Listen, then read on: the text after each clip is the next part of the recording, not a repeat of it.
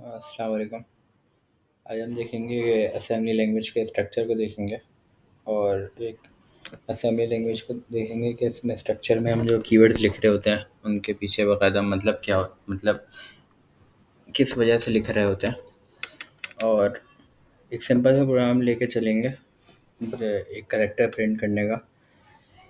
तो जल्दी से पहले एक अपना ड्राइव माउंट कर लेते हैं। Mount C space colon MP C colon फिर एडिट लैब .asm। सही है। अब हम देखेंगे कि प्रोग्राम लिखते कैसे हैं और ये सब जो लिख रहे होते हैं वो इनके पीछे मतलब क्या होता है। तो सबसे पहले हम यूजुअली लिखते हैं डॉट मॉडल। सही है। उस डॉट मॉडल क्या करता है, एक डॉट मॉडल जो होता है वो मॉडल डायरेक्टिव होता है जो कि specifies the total amount of memory the program would take. ये बताता है कि हमारा प्रोग्राम जो है वो हमारे रैम में कितना स्पेस ऑक्यूपाई करेगा। ये हमारी रैम है। अब ये रैम अब हमारा प्रोग्राम जो होता है ना वो 3 तरह का डेटा रैम में रिज़र्व करवाता है। एक डेटा का कॉलम, एक कोड का कॉलम। सही है। और स्टैक अभी बताता हूँ। सही है। डेटा में हमारी वेरिएबल्स डिफाइन होते हैं। सही है। और कोड में हमारी इंस्ट्रक्शंस लिखी जाती हैं। सही है। तो हम डॉट मॉडल लिखते हैं तो उस डॉट मॉडल के बाद हम साइज़ बताते हैं। सही है। यहाँ पे हम अमूमन लिखते हैं स्मॉल। सही है। यहाँ पे बहुत सारे साइज़ होते हैं, जैसे कि अगर हम चाह रहे हैं कि रिकॉर्डिंग देख लेते हैं एक दफ़ा। सही है। अगर हम चाह रहे हैं कि हमारे को कोड और डेटा मिला के <64 KB चाहिए तो हम डॉट मॉडल टाइनी लिखेंगे। सही है। अगर हम चाह रहे हैं कि कोड <64 KB हो और डेटा अलग से <64 KB हो तो हम डॉट मॉडल स्मॉल लिखते हैं, जो कि हम यूजुअली लिखते हैं। सही है। क्योंकि अभी भी हम बिगिनर लेवल पे हैं तो इसीलिए हम यही लिखते हैं। अगर हम चाह रहे हैं कि हमारा कोड जो है वो मतलब जितने भी साइज़ का लिखे हैं वो खुद से ही वो कर ले और डेटा जो हो 64 KB से लेस देन हो या इक्वल टू हो, तो हम ये डॉट मॉडल मीडियम लिखते हैं। इसी तरह कॉम्पैक्ट होता है और लार्ज होता है। जैसे कि हमें कोड किसी भी साइज़ का हो और डेटा भी किसी भी साइज़ का वो खुद से ही कर ले तो वो डॉट मॉडल लार्ज लिखता है। और ह्यूज लार्ज से ही भी बड़ा होता है। सही है। तो हम डॉट मॉडल अभी फ़िलहाल के लिए हम स्मॉल लिखते हैं क्योंकि हम लोग बेसिक लेवल पे हैं। सही है। उसके बाद हम लोग लिखते हैं डॉट स्टैक 100H। ये हम इसलिए लिखते हैं कि स्टैक मैनेजमेंट जब हम पढ़ेंगे, स्टैक मैनेजमेंट में ये होता है कि जो डेटा पहले जाता है वो डेटा सबसे एंड में आता है। सही है। तो हम स्टैक मैनेजमेंट के लिए भी ये स्टैक मैनेजमेंट जो होती है इसकी साइज़ जो होता है वो हेक्साडेसिमल में हम लोग लेते हैं 100H। अगर हम इसको ऐसे भी मतलब यूज़ नहीं भी करें और ऐसे भी लिख दें तो कोई इतना ख़ास मसला नहीं होता। सही है। तो हम लोग यहाँ पे लिखते हैं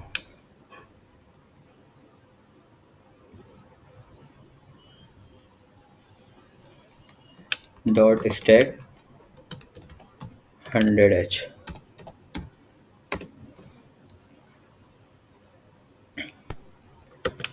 सही। उसके बाद हम लिखते हैं डॉट डेटा। डॉट डेटा जो है वो डेटा सेगमेंट डायरेक्टिव होता है। ये डिफ़ाइन करता है, ये बताता है कि इसके नीचे जो लिखे हुए हैं ये हमारे सारे वेरिएबल्स हैं। हम डॉट डेटा के कॉलम में वेरिएबल्स डिफ़ाइन करते हैं अपने। सही है। जैसे कि हम लोग अदर लैंग्वेजेस में इंट a = 15 करते थे, b = फ्लोट b = 3.14 करते थे। इसीलिए ऐसे ही हम लोग डॉट डेटा के उसमें हम वेरिएबल्स डिफ़ाइन करते हैं। सही है। जो कि यहाँ पे ये रैम में स्टोर होता है। सही है। डॉट डेटा के उसमें हम लोग वेरिएबल्स डिफाइन करते हैं। तो यहाँ पे आ गया डॉट डेटा। फिर आता है डॉट कोड। ये कहलाता है कोड सेगमेंट डायरेक्टिव। ये दिखाता है कि हमारा जो ये डॉट कोड में जो है ना ये एग्जीक्यूटेबल इंस्ट्रक्शंस लिखी हुई हैं। ये बताता है रैम को। सही है। इसमें हम लोग एग्जीक्यूटेबल इंस्ट्रक्शंस लिखते हैं, जैसे कि ये सब इंस्ट्रक्शंस है। फिर इसके नीचे है ना हम लोग डॉट कोड से नीचे और एंड मेन से ऊपर ये है मेन प्रोसीजर। हम यहाँ मल्टीपल प्रोसीजर्स बना सकते हैं, जैसे कि यहाँ पे एक प्रोसीजर बना हुआ है PROC के नाम से, प्रॉक, सही है, ये बना हुआ है। जैसे हम यहाँ पे मल्टीपल प्रोसीजर्स बना सकते हैं, सही है, यहाँ पे उसको ओपन करके और यहाँ पे क्लोज करके। यहाँ पे एक बना हुआ है मेन प्रॉक, हम मेन प्रॉक 1 प्रॉक 2 ऐसे करके बहुत सारे बना सकते हैं, सही है, लेकिन शर्त ये है कि डॉट कोड और एंड मेन के बीच में ही हो, सही है। अभी यहाँ पे भी हम भी बना देता।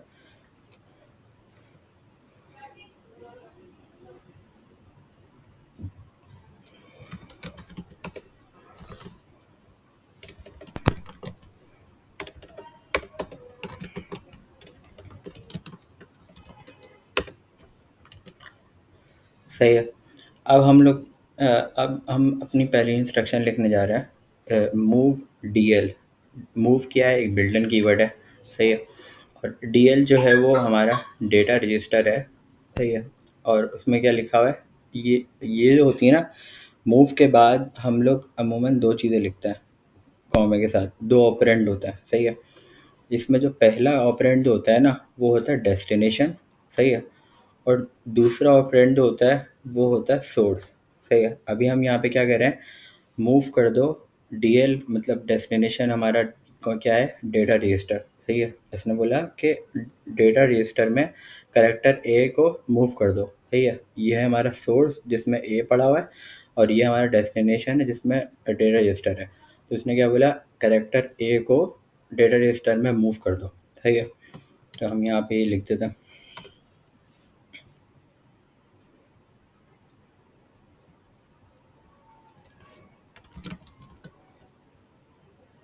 मूव DL कॉमा ए। अब अब ये है, अब हमें प्रिंट करना है। अब प्रिंट करने के लिए कौन सा रजिस्टर यूज़ होता है, एक्यूमुलेटर रजिस्टर, सही है।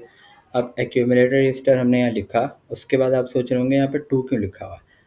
2 है, एक तरह की सर्विस रूटीन कहलाती है, सही है। अब यहाँ पे हम लोग अगर 2 लिख रहे हैं तो उसके पीछे मकसद है, पहले लिख लेते हैं,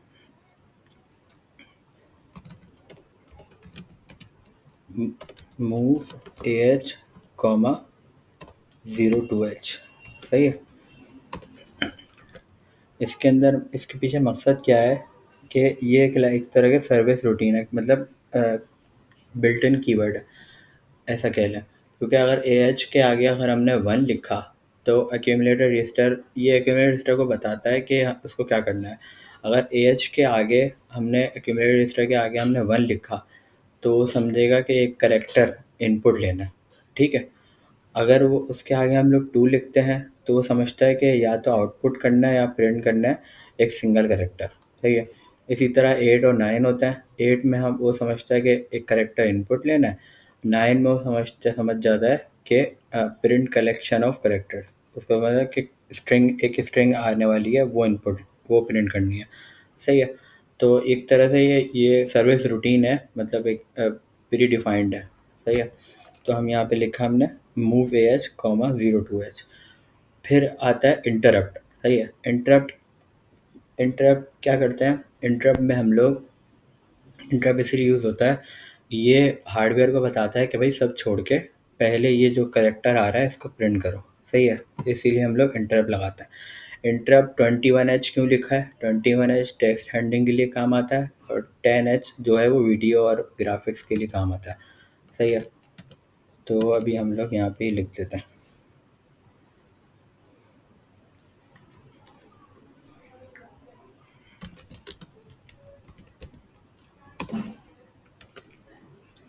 सही है।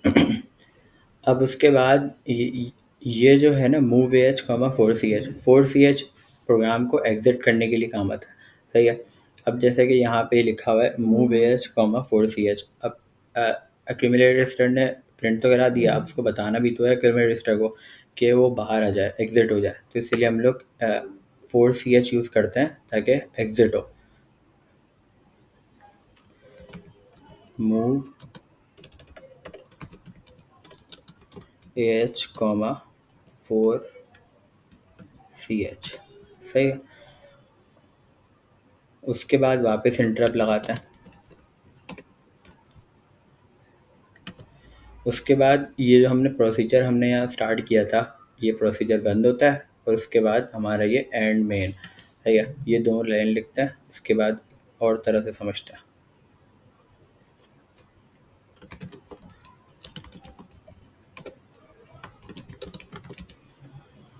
सही, ये हमारा हो गया प्रोग्राम। अब अब देख लेते हैं कि हमारे जो सिंटेक्स रूल्स हैं वो क्या होता है। सिंटेक्स रूल्स में से मुराद ये होता है, पहले प्रोग्राम को रन करके देख लेते हैं।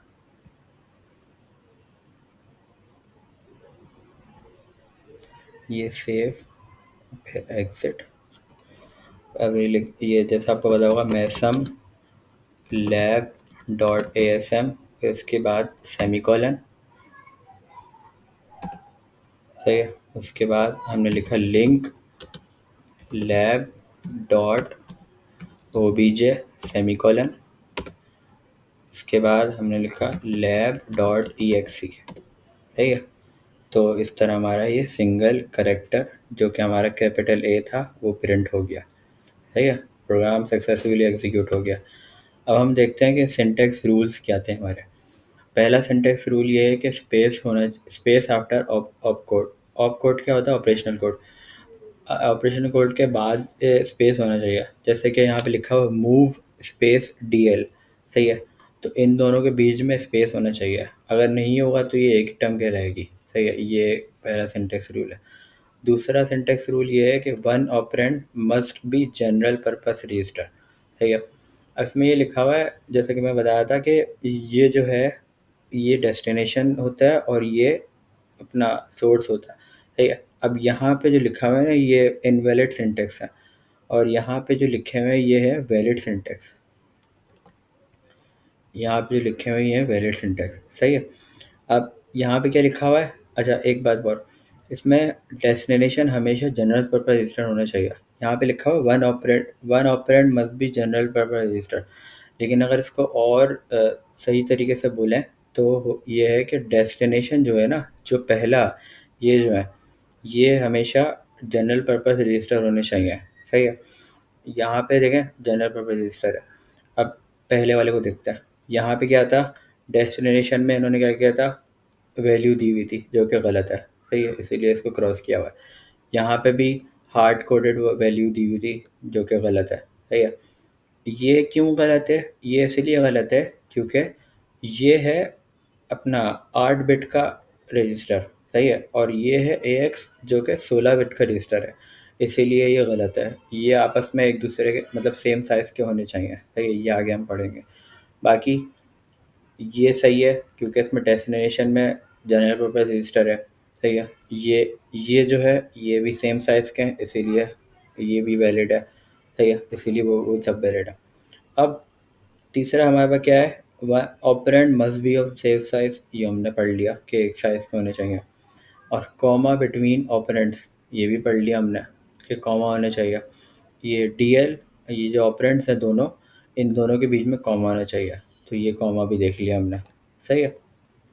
एक और भी है कि अगर हमें कमेंट करना हो तो कमेंट लाइन लिखने से पहले हम पहले सेमीकोलन लगा दें अगर, तो वो प्रोग्राम जो है उसको अपना वो समझता है, कमेंट समझता है, फिर उसको एग्जीक्यूट नहीं करता, सही। तो ये यहीं तक था, सही है। ये क्या थोड़ा अच्छा लगे तो थोड़ा वो करिएगा, और जो नहीं कवर हो सका तो कमेंट में फीडबैक वगैरह दिएगा, सही है। अल्लाह हाफ़िज़।